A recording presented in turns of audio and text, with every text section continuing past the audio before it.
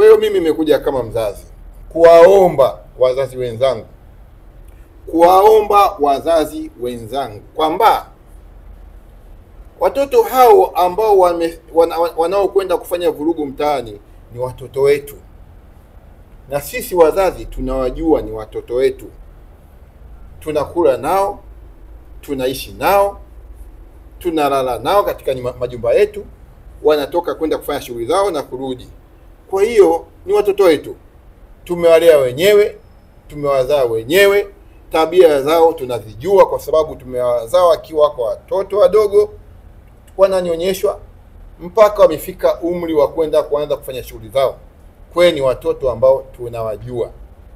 Ombi langu kwa wazazi, ninawaomba kaeni na watoto wenu, tukae na watoto wetu, tuwaonye wasiingie kwenye mikumbo ambayo si mizuri, wasiingie kwenye mikumbo ambayo sio mizuri, kuachana na hayo mambo yenye ushawishi. Hakuna mtu ambaye ana upendo wa dhati kwenye taifa lake zaidi ya Mtanzania halisi aliyezaliwa katika taifa la Tanzania. Huyo ndio ana upendo wa taifa lake, huyo ndio atalinda taifa lake, atalinda amani kwa nguvu zake zote.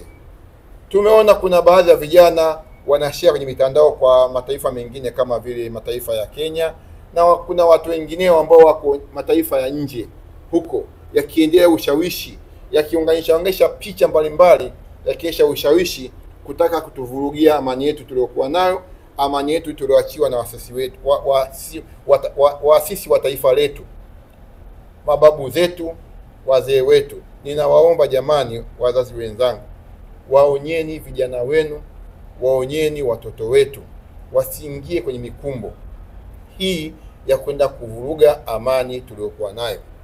Pia ni waombe watumishi wa Mungu wa madhehebu mbalimbali, wa Kristo na Waislamu. Hawa vijana ni waumini wenu, pamoja na mimi pia ni muumini wenu. Ninaabudu katika kanisa, wako wengine wanaabudu kwenye misikiti, wachungaji, maaskofu, mashehe, maimamu, mnawajua vijana hao. Ninawaomba mhubiri amani, muwaonye wasiingie kwenye mikumbo ya kuvuruga amani tuliokuwa nayo hii. Tulinde amani yetu.